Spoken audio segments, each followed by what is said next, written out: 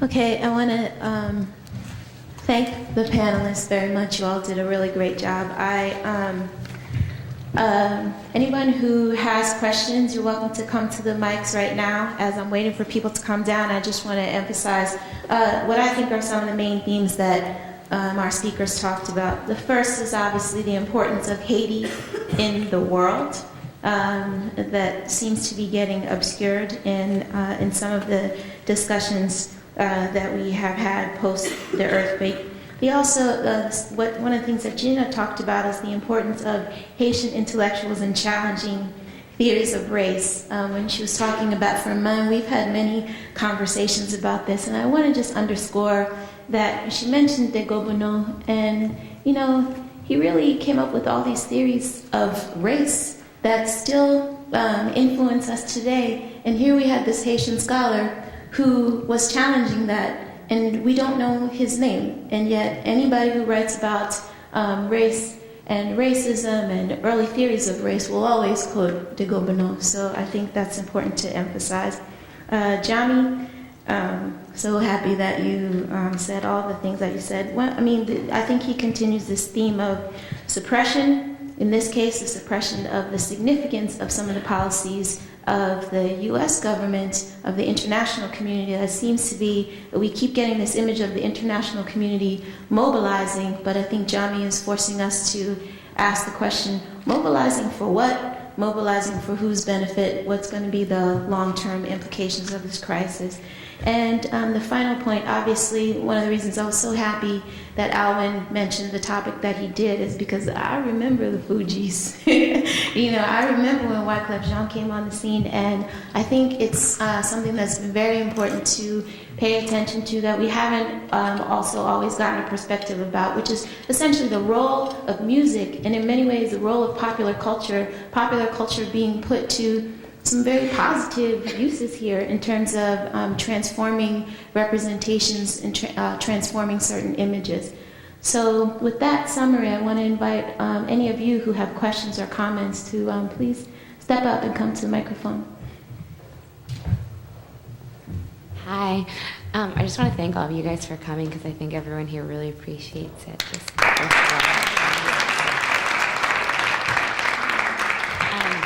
I'm just curious as to your thoughts, questions, or concerns regarding the reaction of the president of Haiti to just the disaster going on, because obviously, especially in American news, he's not shed in the greatest light right now, so I was just curious. That's a great question. Yes. That's actually, that's a crucial question, and I think I do want to position myself again as an insider, outsider, so I don't really have a lot of expertise. A lot of the information that I gather, are from different sources and channel of diffusions. But what I've been hearing is that there has been a growing disappointment on the part of President Préval, who I think the night of the tragedy just disappeared. And people searched for him, and it took a very long time before he made any kind of public address calming the individuals. Now, it's clear to me that, again, the way the information is distributed is quite different if you are listening in New York or in the United States versus if you are in France versus if you are in Canada.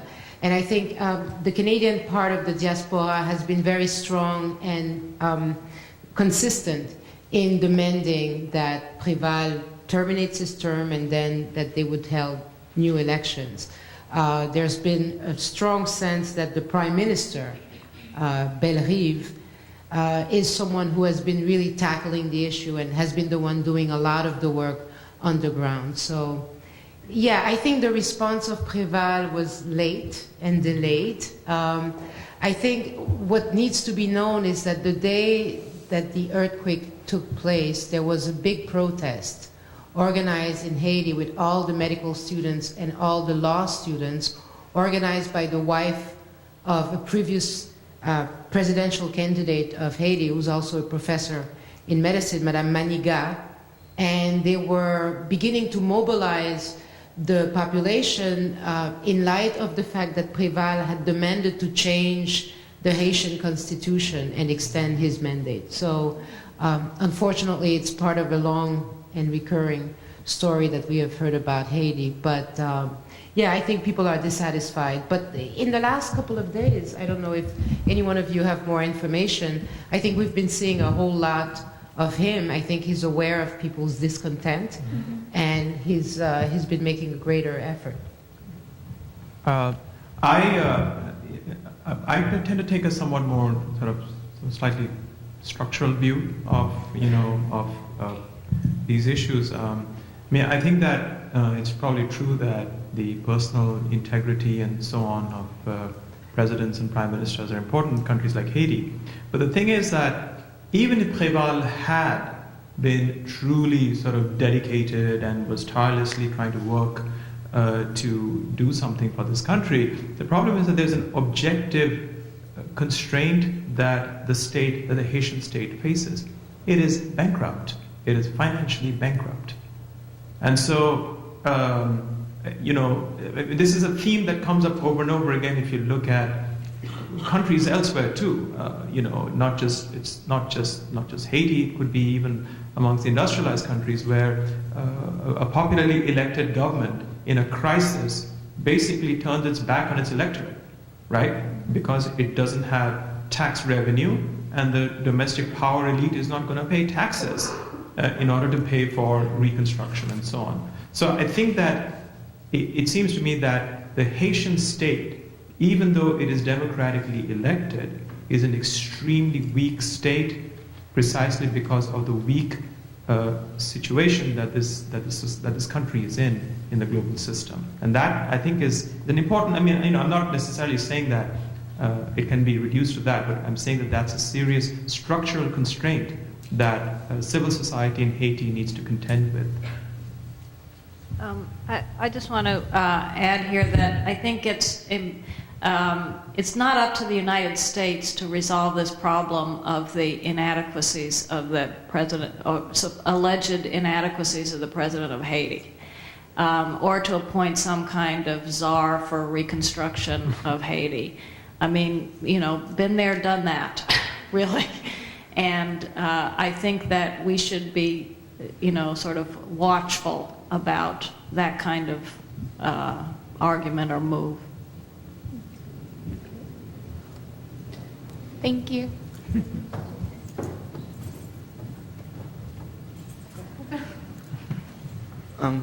Thank all of you again. Yes.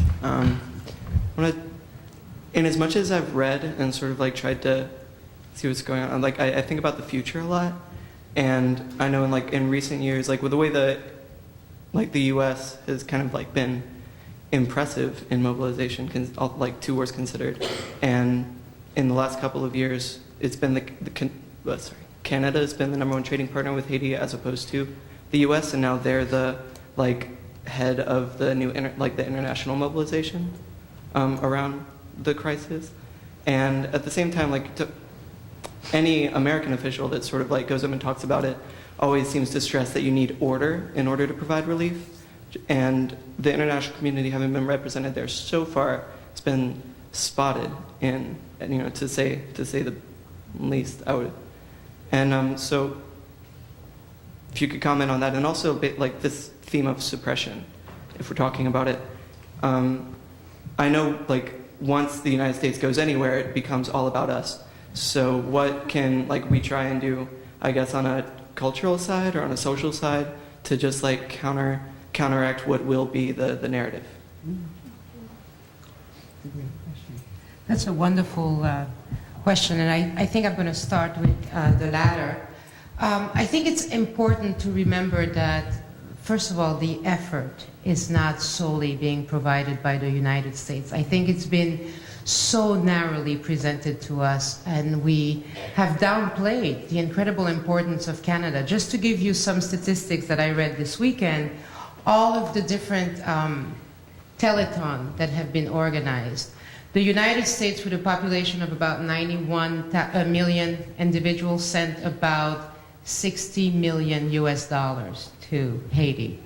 Canada, with 6 million people viewing their telethon, sent $22 million to Haiti, and this got doubled by the government because that was arranged before to a $44 million to Haiti. So I think that there's a lot of different forces, and of course we're not even entering the French side that have been incredibly upset at the ways the United States have been handling this. So I think there is more than just one force, and aside from remaining in the West, it's also important for us to realize that there is a strong international community. Senegal, right? President Wade has launched a call to Haitians asking them if they want to come back home, and they would have an automatic land given to them. And depending on the number of Haitians, the superficie of the land will be allocated accordingly.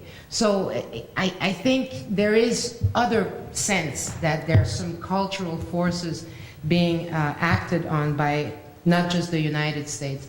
So I think the Canadians, if you look at the coverage that the Canadians have of Haiti, and again, I think it's important to go back to the diaspora, because that diaspora, which is not, they did not want to be exiled from Haiti. My parents have spent their entire life complaining about the cold of Canada, and I think we can empathize today with that.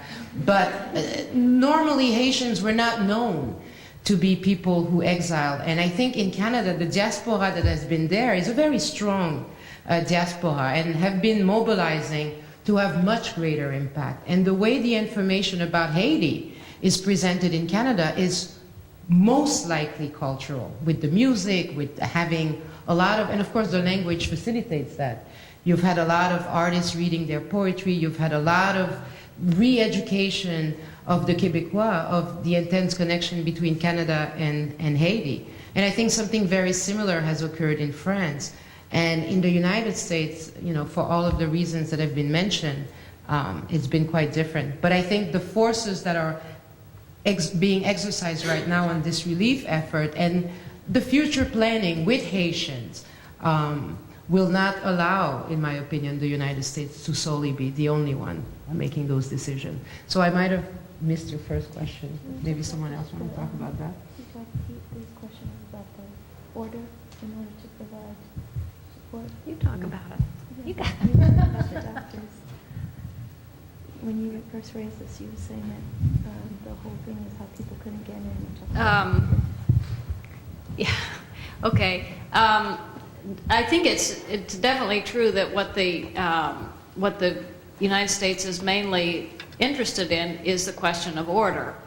I mean, that's what the troops were sent there for. That's what Hillary Clinton said when she made her famous trip to Haiti that never got out of the airport. And she proposed to the government of Haiti that they impose a curfew.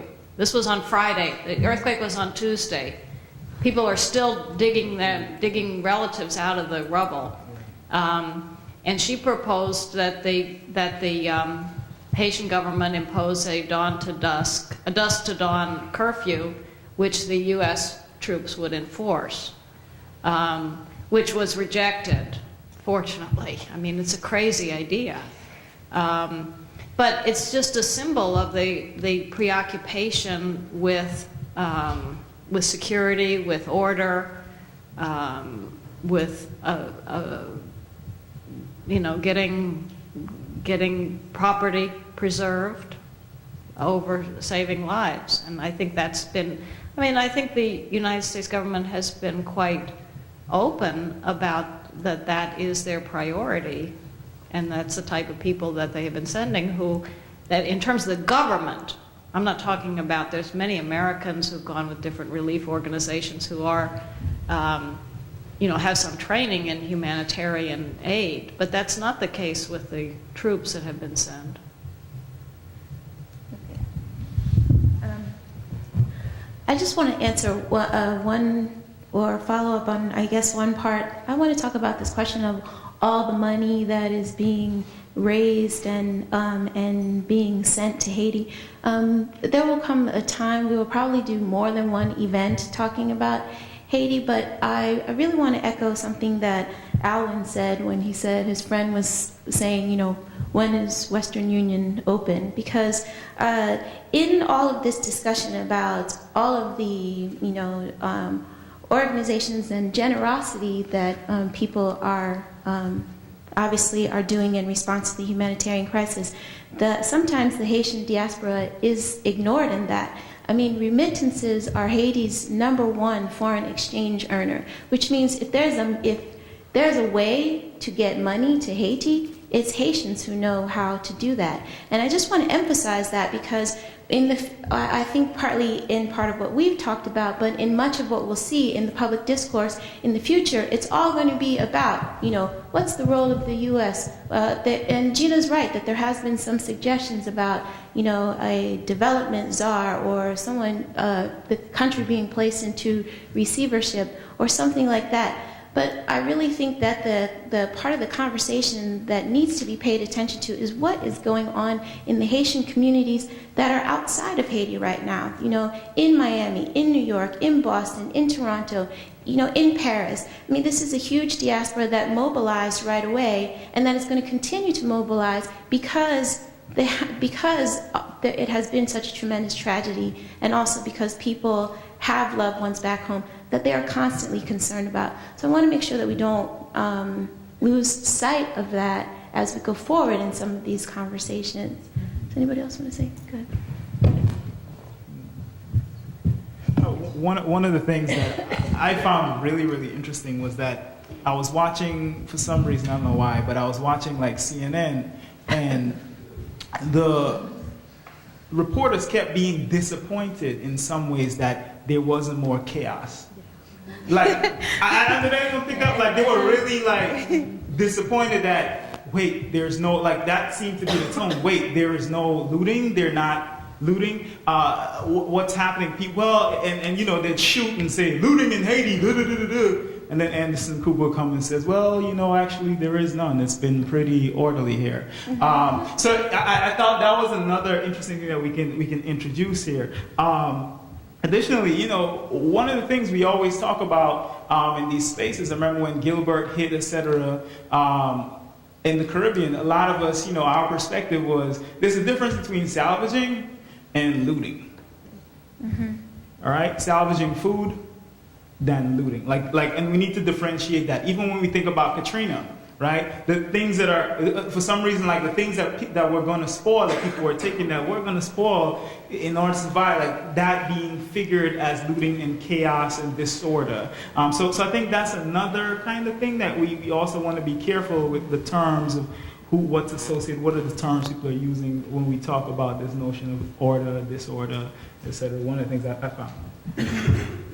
I think that what Hillary Clinton was really leaning towards was some kind of a benevolent dictatorship, to be honest. Okay. I mean, whenever people talk about order, I'm reminded of Rudy Giuliani. I mean, yeah, you can bring order, by imposing this extremely violent militarist police state. You probably can. The question is that what you want? And furthermore, what is to prevent this highly discredited state, the Haitian state, from actually becoming even more autonomous and more corrupt through this process of order? So it seems to me that there's a kind of this is the old sort of neo-colonial or maybe colonial mentality that we need to construct order down there, and we're going to put in place this puppet regime, and this puppet regime is going to appoint, as Matilde said, an economic czar.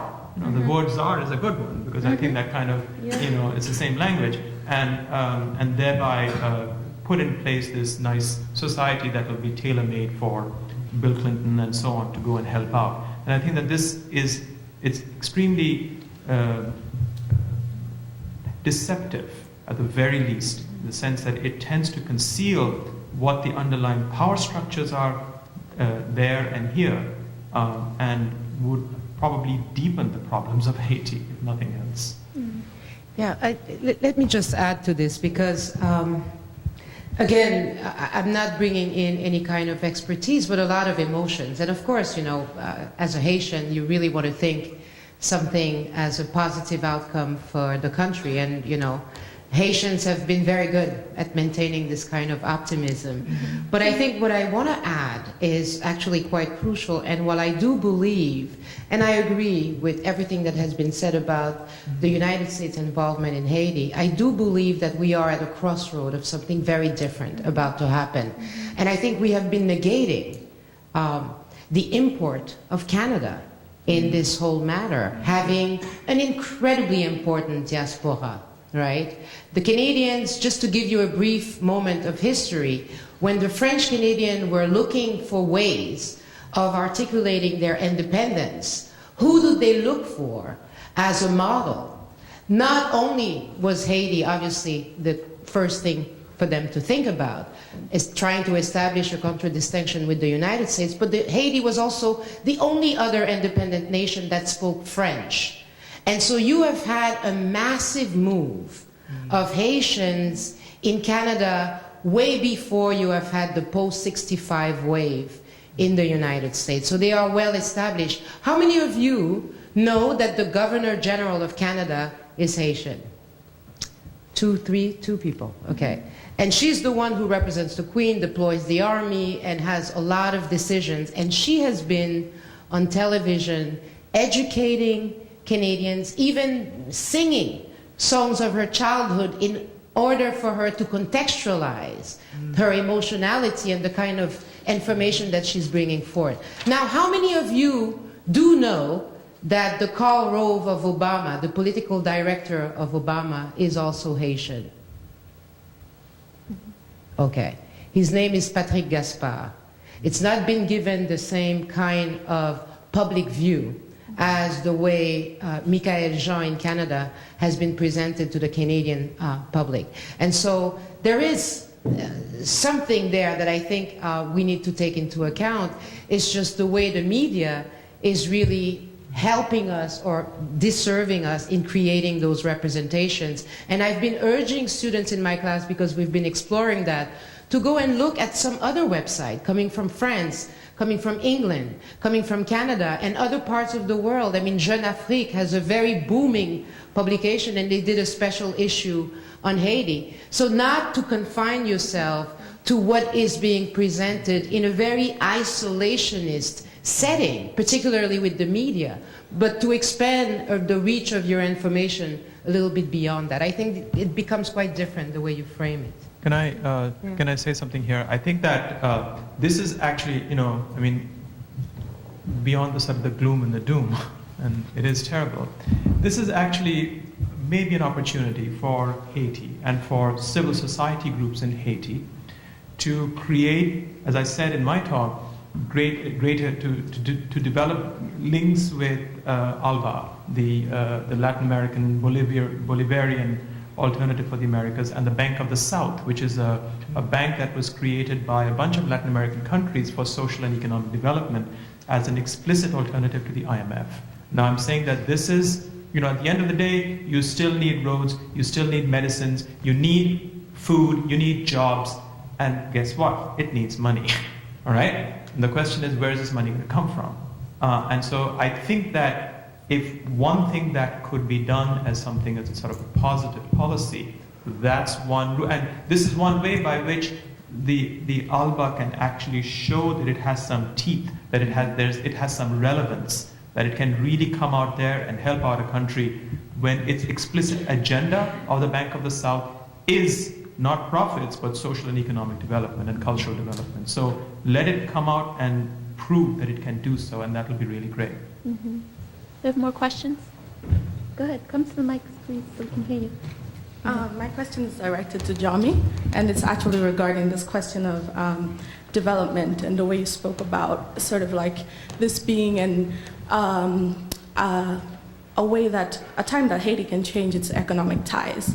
I just wanted to ask you a little bit about the IMF policies, because I guess coming from Malawi, I can sort of sympathize with how the IMF sort of neoliberalism has worked in certain parts of the world, but in other parts it's just caused more devastation. And I guess Haiti can be a very good example of that.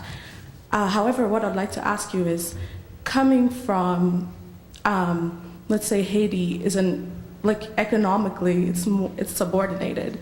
I mean, like in terms of when you look at, the world as a whole and the global geopolitical situation, Haiti cannot really, it's not an economic power. How feasible do you think it is to say that in the current situation, in the current crisis that it's in, it could actually say, well, we're going to break away from these IMF policies, when really it kind of really requires this funding from...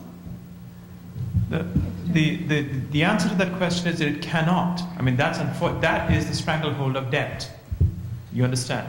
And it is not unlike a situation of somebody who periodically in their lifetime gets heart attacks, right? There's a structural problem here, and it is very difficult to say, well, just suck in your gut and somehow your heart attacks will go away, right? It's not. I keep on harping about the money line because I'm saying that this kind of stranglehold is going to prevent this, it's going to continue the crisis of the country, the crisis of the economy, the crisis of the state.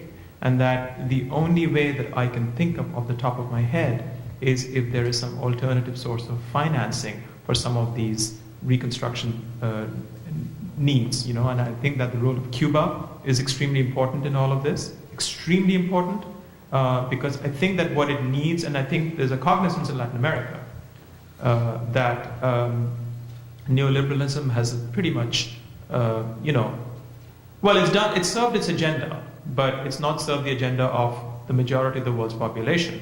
So the question is, what is a country like Haiti to do? And the answer is, it is not obvious unless, as I said, it finds some other ways of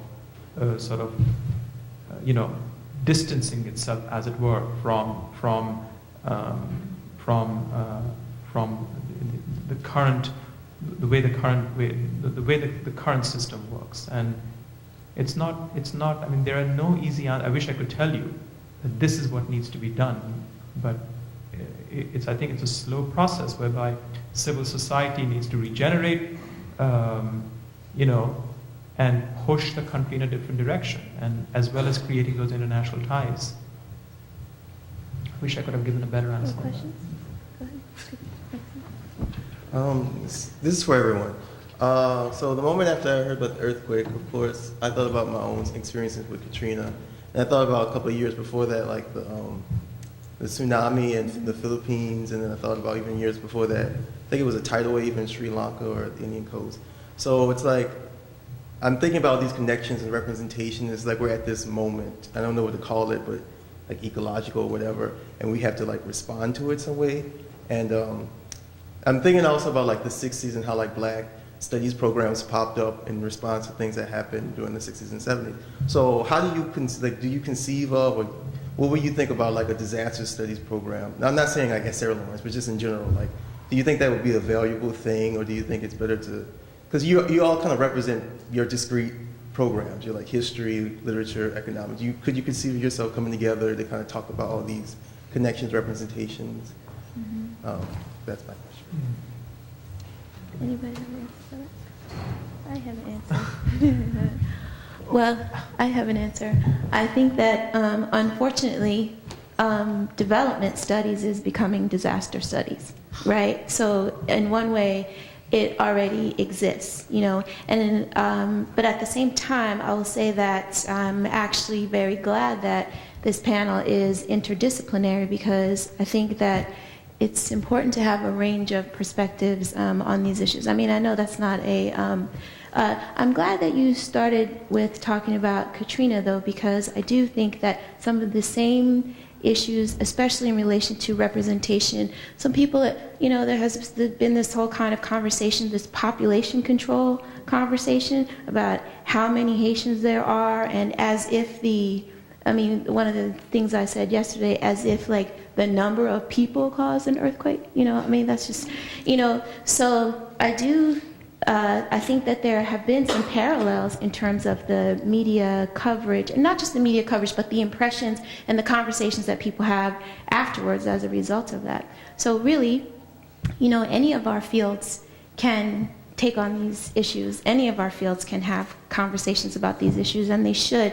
There is a website, there is a Google group called SLC Haiti Action, and one of the things that we're trying, at least some of the faculty are trying to do, is post the assignments or class projects that we're doing, trying to post them on the website so that we can share and coordinate information about what people are doing in their different classes. Anybody else have an answer? I don't know about disaster studies, but I'll tell you something which is a disaster study, and that's economics. Okay,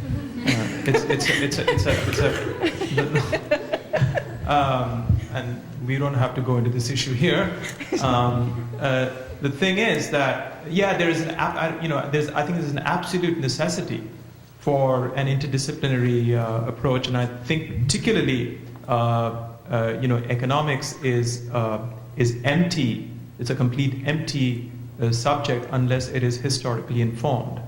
I'm strongly convinced that you can only really understand contemporary problems in capitalism in a historically informed way. So in that sense, I think that there's an urgent need for this kind of historically informed analysis. It's a colossal waste of time. And I think that much of the economics, which is anyway taught in many schools, is a colossal waste of time. I think that there is a need. I don't know if that would mean a separate department. But I think this kind of a synergy is something that you see in many places too, not just here. If I may add, because I pride myself of saying that social psychology is accidentally in psychology, that we could have been in anthropology or in sociology, and so I do only believe in interdisciplinary enterprise, particularly when it comes to address serious and important issues of our time. But I will push it further, because I think it has been recognized among many of our social scientists that they can indeed collaborate. You've seen great work between historians and sociologists, added with the input of anthropologists and many others. And there's been a setback vis-a-vis psychology, clearly documented. This is, I'm not going to do my lecture because I have my class, but it started with Durkheim, who basically told us that whenever you bring in psychology into any kind of serious societal issues, it's going to be a joke. It's not going to be serious. Now, I think that it is a fallacy, and it's a shortcoming in Durkheim's thinking, because even in his work, he did use psychology. It depends really how you look at it. The point that I was trying to make in this talk, and setting a distinction, a clear distinction between silencing or negating information in favor of suppression, is that I also really want us to think about the working of those individuals. Yes, you can be an activist, but you have to think through, right? You have to develop a point of view. You have to have a representation and then act on it. And so anything, if we're tackling economic questions, and my husband is an economist and we have these discussions all the time, you do need at one point to go back to what's going on in the mind of the individual. And so yes, I do believe that these confluences of different social sciences, as well as the humanities, of course, the philosophers, are very important. And this is probably the only way that we will be able to address some important issues. And this is certainly what we're going to see more and more in many different departments. I wanted to address this notion of hypocrisy that's been brought up in various forms. And so maybe I wanted to ask how prevalent you thought and to what effect this notion of guilt has come up, maybe in the media and in the international response. And then to go off of that, Jamee, I wanted to ask you whether you thought that was enough to spur this intellectual mobilization that you're talking about, and even bringing back and legitimizing some of the fights that Aristide has been known for. So I wanted to know how that might affect that portion of his fight. Question of guilt. The question of guilt? Wait, so Sarah, let me try and understand the latter part of the question. So you're saying that the role of guilt in the mobilization? Both how prevalent and the role of guilt both in the media and in the mobilization, and then how that might affect the mobilization that you're calling for as the solution. This questioning of the international policies, contextualizing it, and how that, Well, There probably is, at some, to the extent where people are aware of history, which I don't think they are. So, guilt presupposes that there's some knowledge of history and that, look, hey, complicity, right? In that sense. There is, I think I like to believe that people are decent, and so there is a sense of guilt that, the tens of thousands of people dying there, right? I think that the way guilt would probably work in a mobilization from standpoint is that if it energizes the mobilization to really seriously, intellectually engage the current problems, right? In other words, you feel guilty about what's happening there, okay? Sitting over here and talking about this country that's being ravaged, think that you feel guilty. The thing is that it's not just enough to feel guilty, and you can certainly immediately, your first response may be to give money, and that's fine. That's absolutely fine. I'm not saying anything wrong with that. But I think that it's got to go hand in hand with this more activist approach to understanding the context. And I think that all of us and many others have said that the context is kind of important. And in that sense, I think that I'm completely in agreement, and it's very strange for an economist to talk like this. But my wife is a psychologist, so I totally hear you.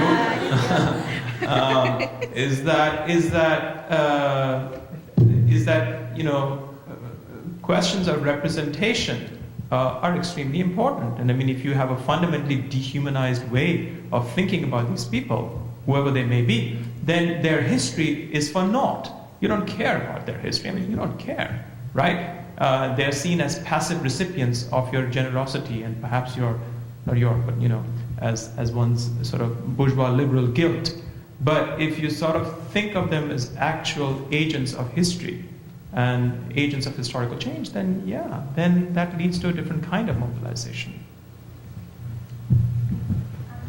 I had a question about representation and memory. And I was wondering that right now we see this time as a time of transformation, for Haiti and for the way that we see them. But how do we reconcile that with Haiti not being defined by this tragedy and not being defined as before and after, and especially in the individual, as them seeing Haiti as a time before the earthquake and after the earthquake? And Okay. Well, I'm going to tackle that question. I think it's a very important question. And when you talk about representations, you have to realize that you have many different social actors helping forge, and of course there's issues of power and so forth, but you do have several social actors helping forge the different representation. What I didn't get into in this paper is that I am thinking that this fixed negative representation and the many different negative representations of Haiti were sort of consensually agreed upon, right? Nobody really challenged them.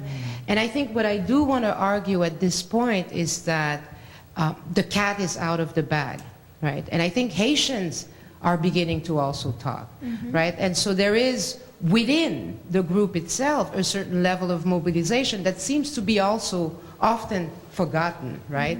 And so I think they are actually assuming and representing ideas and conceptualizations of their own nation. It starts with the diaspora, but you also, even in CNN, which captured me, unfortunately, for 2 days, and I was going crazy, but you do also have this image of how these people have a sense of pride, right? They have a profound sense of their history. They may not know how to sign their names, but they know they are the first black independent nation in the world. And I think this catapult of information is going to encounter this hegemonic, this main consensually accepted representation, and we lead gradually to some changes. Now, I don't know which direction, and I don't know what the articulation of those images are going to be. Only time will tell, but I think that we now are in presence of many more active social agents that, along with the media, who are the key opinion makers for us,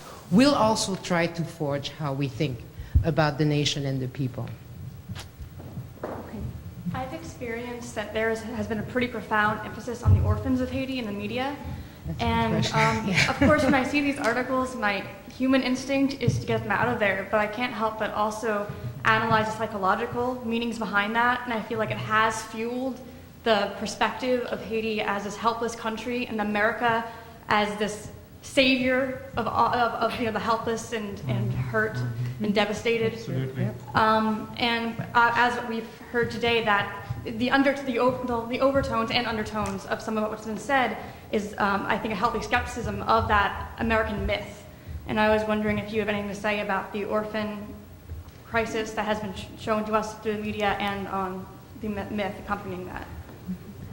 Well, I don't know if anyone has something that they want to say Well, about I mean, that. I hear you. That my annoyance, when I responded to Mary, was this, exactly that. This annoyance at this portrayal of these people as these helpless, people, and these wealthy white folks are going to go and help them out, right? Yeah, absolutely. I don't know. I have something to say. I'm really not sure how to put this. I'm really glad that somebody asked the question about the orphans part. I went to a teach-in on Tuesday at NYU, and someone else asked this question. So I'm going to respond. There was a representative from the Social Science Research Council, and I'm going to give you a parse of his answer, okay? And part of what he said is, I think is true, that the human impulse to react, especially in relation to children, is genuine and it's real, But this is a region that has also experienced tremendous child trafficking. And at this point, I think that that's one of the problems. To me, that's one of the irresponsible aspects of what's happening in the media coverage right now. In fact, child traffickers are actually being empowered by this experience. And I feel so strongly about this because there are Haitians. This description of orphans kind of ignores an extended family, right? There are people who are trying to find their relatives. There are people who are trying to find children.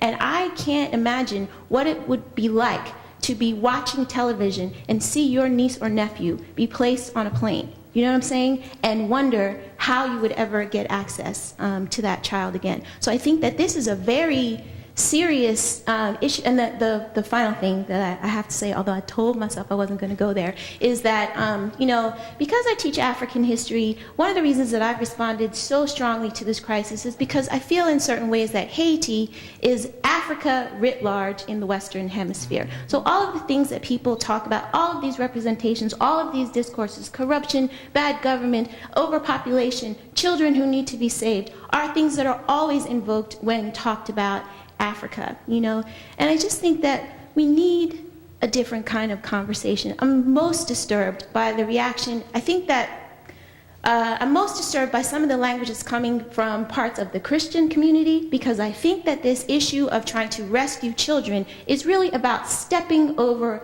the supposedly voodoo practicing adults in a country that's actually predominantly Catholic, right? I just think that all of this is about everything that we've talked about here. The history, the psychology, the ways that continues to play out in this current situation. I just want to put this in the framework of the struggle of Haitians over time to get legally into the United States, because I think that there is it seems like the only safe Haitians who are allowed to come into the United States are very, very small ones. And so there's been quite a struggle in Miami especially of Haitian immigrants for a temporary protected status. There were, I think, 30,000 Haitians who were waiting who were scheduled to be deported. And at first, after this, the Obama administration said that it was willing to temporarily put off those deportations. And then, after a series of protests, there was, as I understand it, actually temporary protected status granted to Haitians already in this country.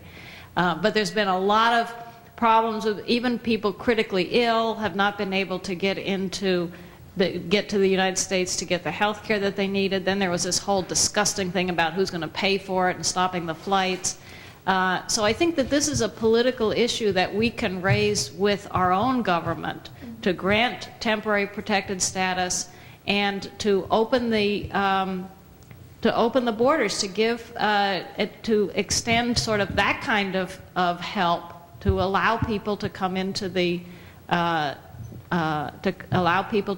United States, to make it easy, and for families and adults, and not just this thing about orphans are okay, little babies are okay because they can be changed.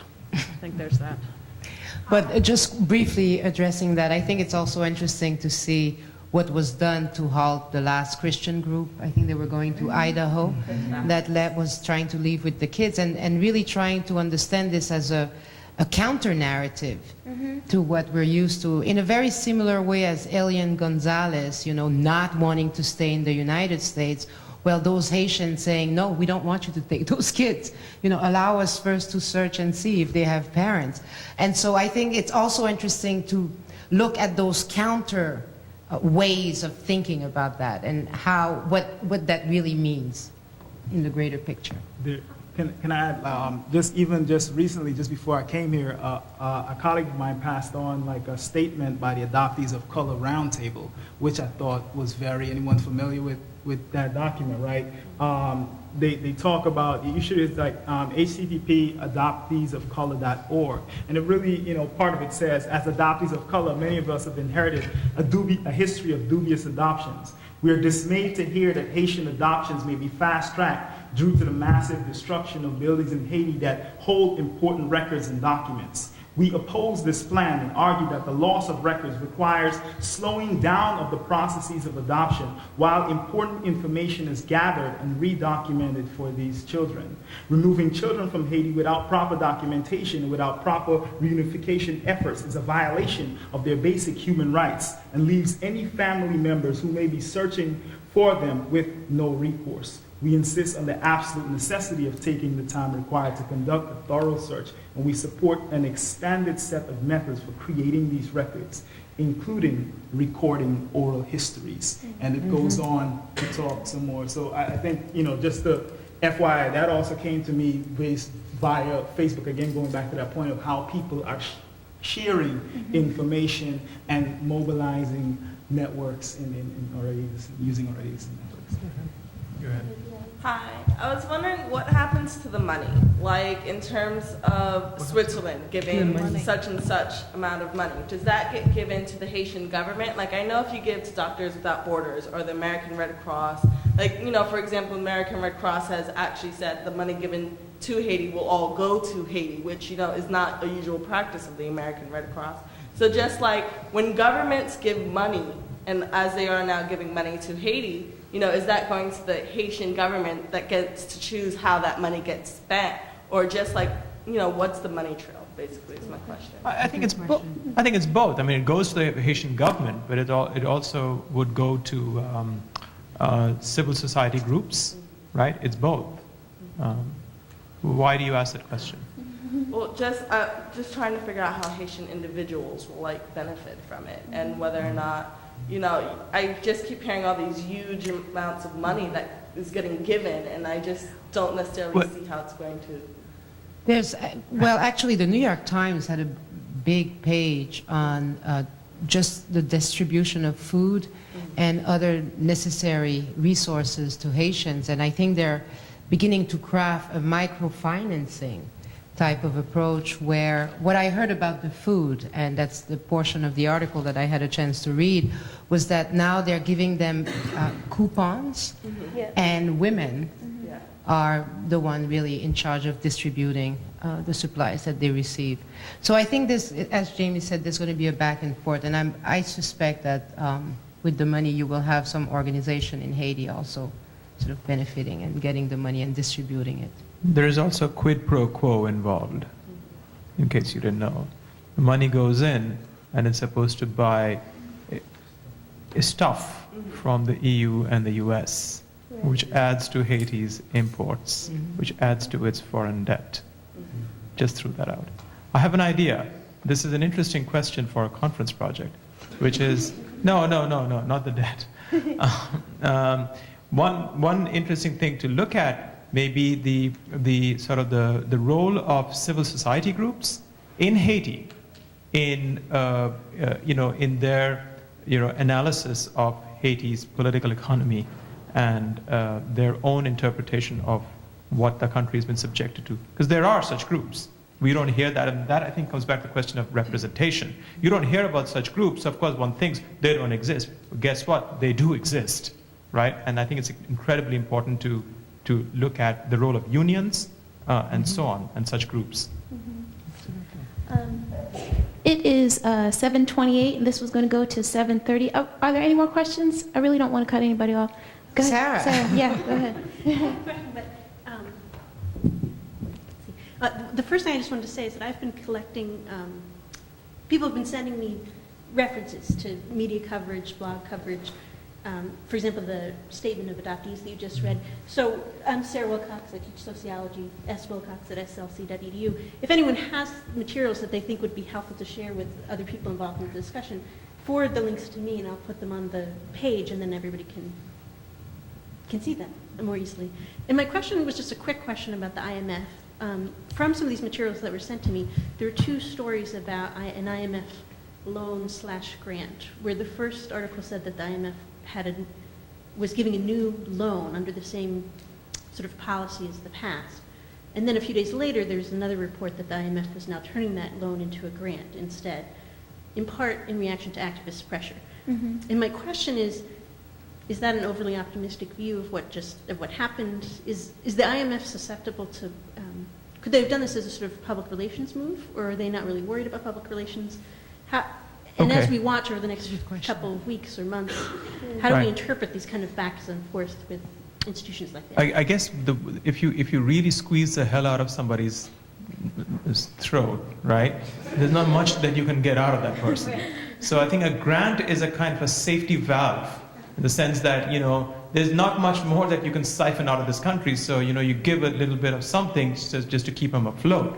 The thing is that a grant is not going to, is tied to the same kinds of conditionalities, right? It's not like, let's put it this way, if there was a genuine attempt to rebuild this country, we would have said, okay, we'll give you a grant for so much, and then what you need to do is rebuild your indigenous rice production capacity and vegetable production capacity, right? All that stuff as a way, and then as a way to sort of build up, provide the basis for a long-term development strategy. That's not going to be happening. So grant, but the money would be used to import rice and vegetables and road moving equipment from overseas. So I don't see that as any different. No, I don't. Not in terms of the policy. Mm-hmm. Okay.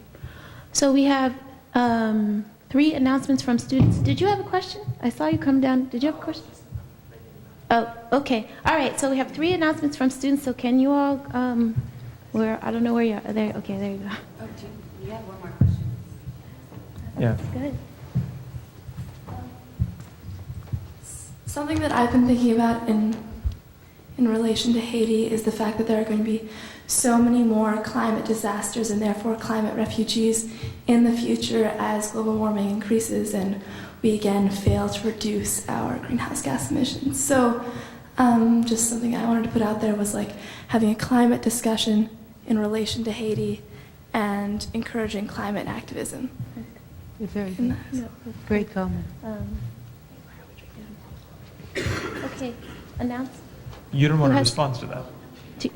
I think No. this was a comment. Yeah. I mean, we're drinking water out of plastic cups while we're talking about. That's a very. I do have my response. I was given this cup. Exactly.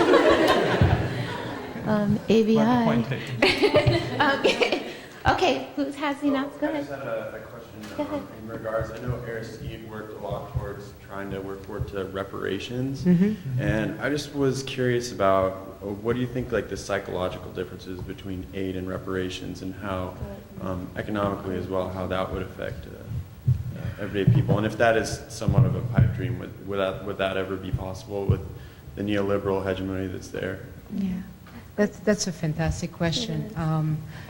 There's been, ever since I was a child, Haitians working on the question of reparation. It was always known within, certainly the diaspora, people talked about that. And of course the numbers exaggerated depending on who you talk to. But Aristide was really one of the first person to bring it forth in a systematic way, and really using that, particularly at the second term of his mandate, when he was returned, that became one of his key campaign issues. And the short time that he's been president, that was also one of his central issues. I think in terms of a psychological transformation based on that, what it would do, that is a very good empirical question. I really have to sit down and think about that. But I think in terms of looking at what other practices have been done following genocides or, you know, any other catastrophes of that sort, it does help people reconstitute themselves. It also helped them rethink that they do have a place in the public sphere. And so I think, yes, it may very well be a positive outcome, but it's hard, you know, one of the problems with revisiting the past and talking about history is that once something has happened, you can never erase it, and it becomes somewhat autonomous and follows its own course.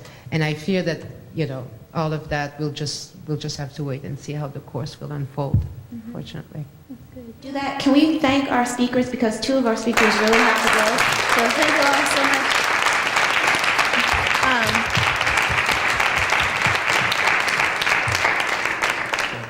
I have to leave. I'm sorry, I have to put my daughter to bed. Okay. Okay. All right. So what are the other announcements? Please thank our panelists again. We've been thanking